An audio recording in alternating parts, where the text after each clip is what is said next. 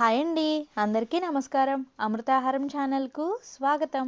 ఈరోజు వీడియోలో బియ్యం పిండితో చెక్కల్ని ఎలా తయారు చేసుకోవాలో ఈ వీడియోలో చూపిస్తానండి. ముందుగా బియ్యం పిండిని జల్లించి తీసుకోండి. ఇప్పుడు ఈ బియ్యం పిండిలోకి రుచికి సరిపడా ఉప్పు, అలాగే కారానికి తగినట్టుగా పచ్చిమిరపకాయల్ని, చిన్న అల్లం ముక్కల్ని దంచి వేసుకుని, సన్నగా తరిగిన కొత్తిమీర, అలాగే కరివేపాకు, గంటసేపు నానబెట్టుకున్న పెసరపప్పు, 1 టేబుల్ స్పూన్ నువ్వుల్ని కూడా వేసి వీటన్నిటిని బాగా కలిసేలాగా కలుపుకోండి.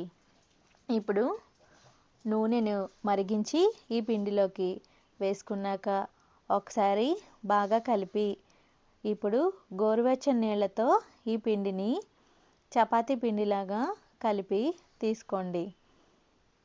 నీళ్ళు ఒకేసారి ఎక్కువ వేయొద్దండి, కొంచెం కొంచెం వేసుకుని ఈ పిండిని చపాతీ పిండిలాగా కలుపుకున్నాక ఇప్పుడు ఈ పిండిని ఒక పావుగంట సేపు నానబెట్టి తీసుకోండి.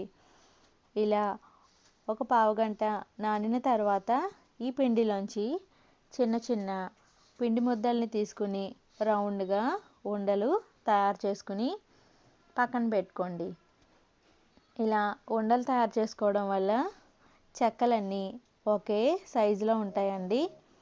ఇప్పుడు ఒక కవర్ని తీసుకుని దీనిపై కొంచెం నూనెను వేసి ఈ కవర్ అంతా నూనెను రాసిన తర్వాత ఇలా వీడియోలో చూపిస్తున్నట్టుగా ఉండల్ని పెట్టుకుని మరలా పైన వేరొక కవర్కి నూనెను రాసి, ఇప్పుడు ఇలా ఫ్లాట్గా ఉండే ఏదైనా గిన్నెని కానీ, లేదా అల్లం వెల్లుల్లి పేస్ట్ దంచుకునేది ఏదైనా సరే మీ దగ్గర ఉన్నది తీసుకుని ఇలా చెక్కల్ని కవర్పై నొక్కి తీసుకోండి.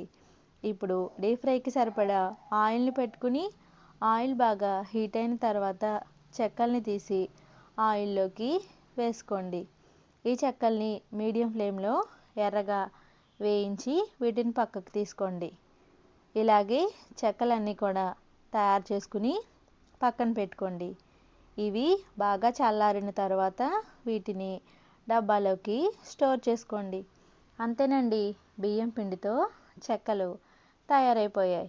ఈ వీడియో కనుక మీకు నచ్చినట్టయితే లైక్ చేయండి, షేర్ చేయండి, అలాగే అమృతాహారం ఛానల్ని సబ్స్క్రైబ్ చేయండి.